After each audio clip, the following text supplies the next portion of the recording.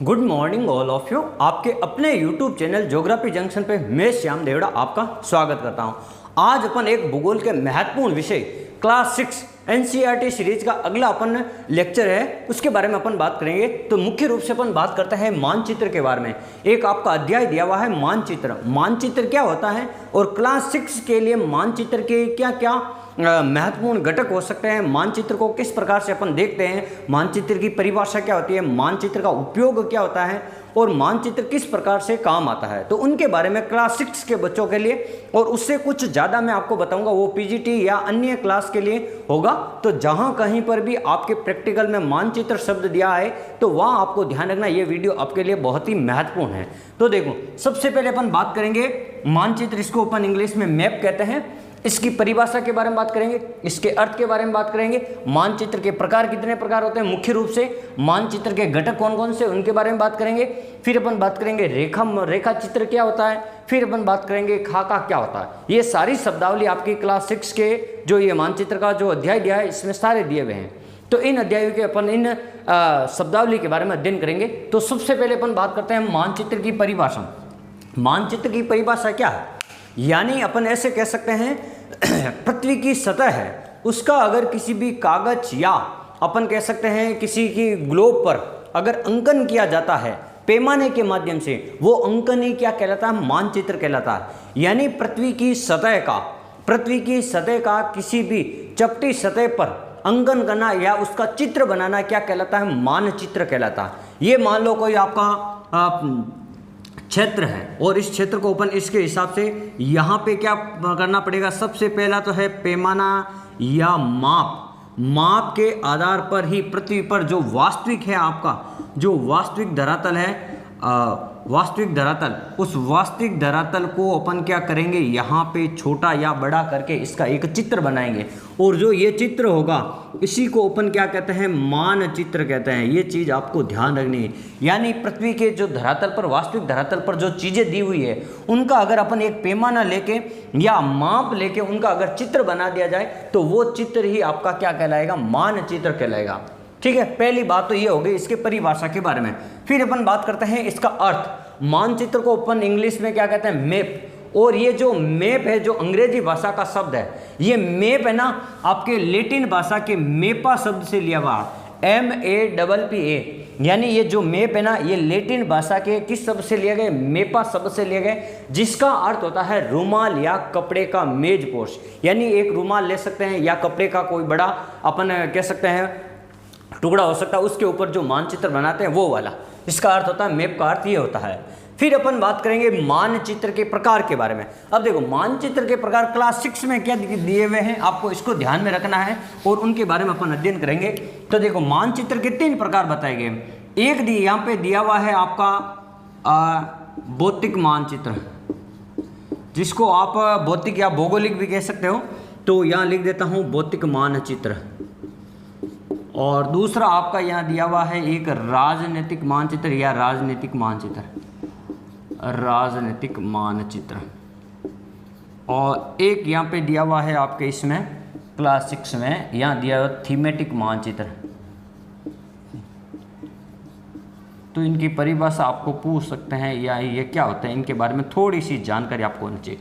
देखो, भौतिक मानचित्र का मतलब क्या होता है, वह मानचित्र जिसमें पृथ्वी के उच्चावच, यानी पृथ्वी पर जितने भी उच्चावच हैं, पर्वत है, पठार है, नदियां हैं, जिले हैं, इनका अध्ययन जहां कहीं भी किया जाता है उनको वैसे मानचित्र को अपन क्या कहते हैं, भौतिक मानचित्र कहते हैं। मैं एक शब्द लिखूं तो यहां लिख सकता हूं उच्चावच का प्रदर्शन या निरूपण जिस मानचित्र पर किया जाता है उस मानचित्र को अपन क्या कहते हैं, भौतिक मानचित्र। जैसे पर्वत हो गया, पठार हो गया, नदियाँ हो गई, जिले हो गया, आपका भ्रंश हो गया या पहाड़ियाँ हो गई, ये मैदान हो गया, जितने भी ये उच्चावच है उन सब का प्रदर्शन जिस मानचित्र पे अंकन किया जाता है या प्रदर्शित किया जाता है उसे अपन क्या कहते हैं, भौतिक मानचित्र कहते हैं। सामान्य रूप से आपको ये परिभाषा ध्यान रखनी है।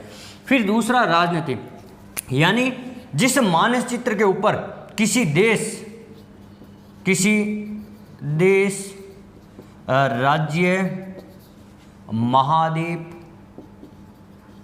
महाद्वीप और जिला आदि यानी राजनीतिक रूप से जो इकाइयाँ बांटी गई है, जैसे कि राज्य है, जिला है, देश है, महाद्वीप है, इन सभी स्थलाकृतिक रूपों का अपन जहाँ पर अध्ययन करते हैं, ऐसे मानचित्र को राजनीतिक दृष्टि से जहाँ अध्ययन करते हैं ना, ऐसे मानचित्र को अपन क्या कहते हैं कि भाई ये शहर कितना फैला हुआ, ये जिला कितना फैला हुआ, उसका अंकन जिस मानचित्र पे किया जाता है उसे अपन क्या कहते हैं, राजनीतिक मानचित्र कहते हैं क्लास 6 के लिए।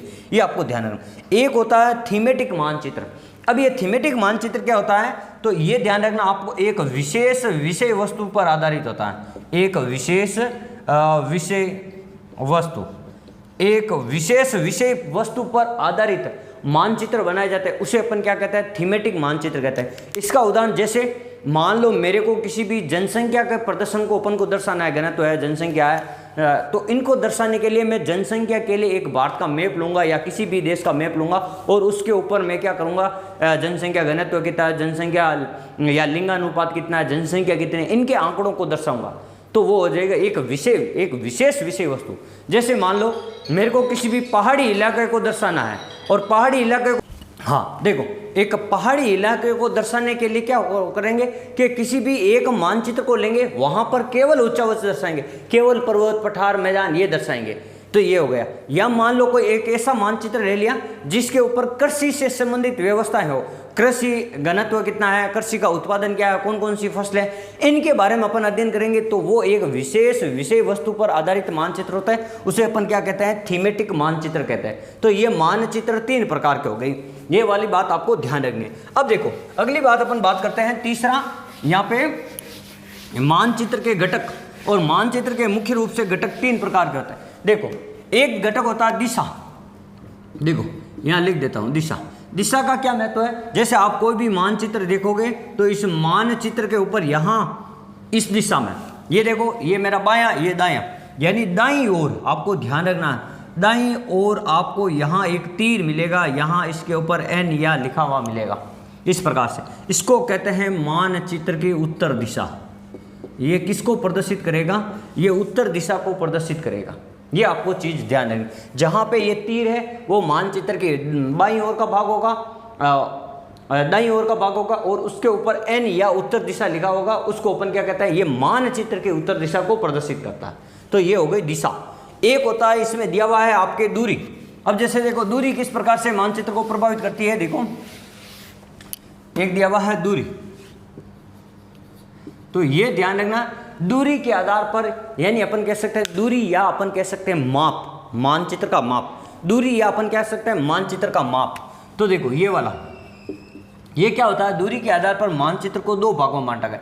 एक तो अपन कह सकते हैं लघु मापनी, और एक अपन कह सकते हैं वहत मापनी।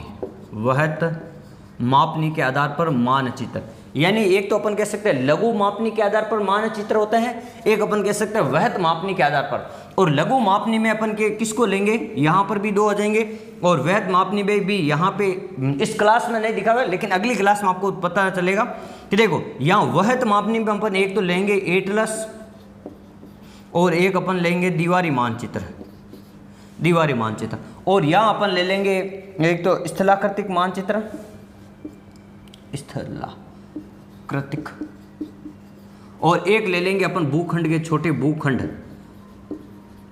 भूखंड के मानचित्र।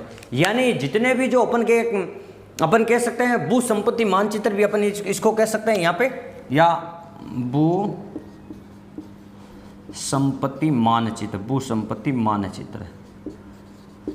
तो देखो यानी दूरी के आधार पर अपन मानचित्रों को 2 भागों में बांट सकते हैं। दूरी के आधार पर एक होता है लघु मापनी के आधार पर, एक होता है वहत मापनी के आधार पर। लघु मापनी का मतलब होता है ऐसे मानचित्र जो छोटे हो, जैसे अपन के गांव के जो मानचित्र होते हैं, शहर के मानचित्र होते हैं, नगर के कस्बे के मानचित्र होते हैं, जो आपका गांव में जो पटवारी है या जो ग्राम सेवक है उसके पास में जो अपन के घर के मानचित्र होते हैं, खेतों के मानचित्र होते हैं, उन मानचित्र को अपन लघु मापनी के रूप में रखते हैं। पहली बात ये ध्यान रखने। और वहत मापनी यानी ऐसे मानचित्र जिनका एरिया बहुत बड़ा हो, उसको किसी छोटे क्षेत्र पे दर्शाना हो। जैसे विश्व, इतना बड़ा विश्व है, और विश्व को अपन इतने से मैप में किस प्रकार से दर्शा सकते हैं, तो अपन को क्या करना पड़ेगा, पैमाने का मान बड़ा लेना पड़ेगा। क्या लेना पड़ेगा, पैमाने का मान बड़ा लेना पड़ेगा।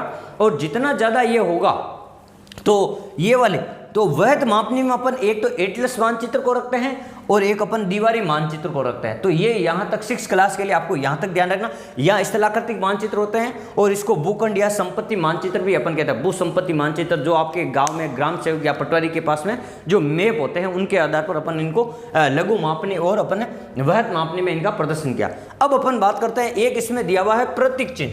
अब देखो प्रतीक चिन्ह क्या होता है, प्रतीक चिन्ह के आधार पर अपन मानचित्र को किस प्रकार से परिभाषित कर सकते हैं। देखो मुख्य रूप से जो प्रतीक चिन्ह है वो 3 प्रकार के होते हैं।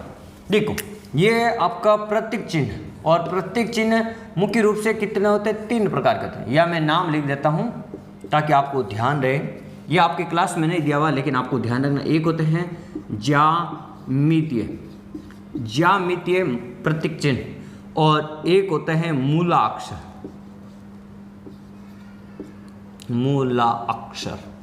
और एक होते हैं चित्रमय प्रतीक। ये सारे देखो, ये मुख्य रूप से जो प्रतीक मानचित्र है वो 3 प्रकार के प्रतीकों का अपन अंकन करते हैं मानचित्र में। एक तो होता है ज्यामितीय मानचित्र प्रतीक चिन्ह, एक होता है मूलाक्षर प्रतीक चिन्ह और एक होता है चित्रमय प्रतीक चिन्ह। देखो ज्यामितीय का मतलब होता है गणितीय भाषा से संबंधित, है जैसे आयत हो गया, ऐसा त्रिभुज हो गया, कहीं गोला भर दर्शा दिया, तो इस हिसाब से इन प्रतीकों के माध्यम से मानचित्र में दर्शाया उन्हें अपन ज्यामितीय मानचित्र कहते हैं। मूलाक्षर का मतलब होता है जैसे टेम्पल यानी मंदिर को दर्शाना है तो मैंने टी लिख दिया। अब रेलवे स्टेशन को या अपन एयरपोर्ट को दर्शाना है तो मैंने ए लिख दिया। ठीक है, तो ये यानी उस अक्षर का पहला अक्षर बड़ा कैपिटल अक्षर होना चाहिए। यानी जो भी है आपका रेलवे स्टेशन है, बस स्टैंड है, आपका बंदरगाह है, जो भी उनका पहला बड़ा अक्षर उसके हिसाब से दर्शाया गया हो तो वो अपन, जैसे नदी हो गई तो मैंने यहाँ आर लिख दिया रिवर, तो ये जैसे गंगा नदी हो गई तो मैंने जी लिख दिया इसके पास में। तो ये नदियों को किसी भी रिवर को दर्शाने के लिए उसका पहला अक्षर बड़ा अक्षर होना चाहिए। फिर चित्रमय प्रतीक, जैसे मान लो कोई मंदिर है तो मैंने इस प्रकार से मंदिर का ये एक चित्र बना दिया, ये चित्र, तो ये मंदिर हो गया। ये क्या हो गया, मंदिर का। मान लो कोई नदी को दर्शाना है तो मैंने ये इस प्रकार से नदी को दर्शा दिया, ये नदी। मान लो पटरियों को दर्शाना है, रेलवे पटरियों को, ये इस प्रकार से मैंने चित्र बना दिया। यानी किसी भी मानचित्र में चित्रों के माध्यम से प्रतीकों को दर्शाया गया होता है। उस मानचित्र को प्रतीक चिन्ह की सहायता से उसे अपन प्रतीक मानचित्र के रूप में अपन पढ़ते हैं। तो ये प्रतीक चिन्ह मुख्यतः 3 प्रकार के होते हैं। एक ज्यामितीय प्रतीक चिन्ह होता है, एक मूलाक्षर होता है, एक अपन का ये वाला चित्रमय प्रतीक चिन्ह होता है। जैसे मान लो मैंने आपको बता दिया ये भारत का मैप है, ये भारत का प्रायद्वीपीय मैप, या मान लो रेलवे स्टेशन है ये, तो ये मैंने रेल बना दी। यहाँ मान लो आपकी कोई नदी है, ये मान लो आपकी नदी है तो मैंने इसको इस प्रकार से नदी को बना दिया। या मान लो उड़ीसा में कोई मंदिर है, ये इस प्रकार से, तो इसमें मैंने उड़ीसा में आपको एक मंदिर बना दिया, ये इस प्रकार से। ठीक है, कोई मान लो ये झील है तो झील को इस प्रकार से। अलग अलग प्रतीकों का प्रयोग करके अपन मानचित्र को प्रदर्शित करते हैं, या उस मानचित्र में जिस प्रतीकों का प्रयोग उस मानचित्र को प्रतीक मानचित्र के नाम से अपन जानते हैं। तो प्रतीक चिन्ह मुख्य रूप से प्रतीक चिन्हों के दृष्टि से भी मानचित्र 3 प्रकार के होते हैं। ठीक है ना, एक तो हो गया ज्यामितीय प्रतीक चिन्ह, एक मूलाक्षर होगा, एक चित्रमय प्रतीक चिन्ह। अब अपन बात करते हैं रेखा चित्र। देखो रेखा चित्र क्या है, जैसे मान लो मेरे को किसी का मैप बनाना हो, मान लो किसी का मैप बनाना हो तो मैंने अपने हाथ से बिना किसी माप के कोई ऐसा चित्र बना दिया, बिना किसी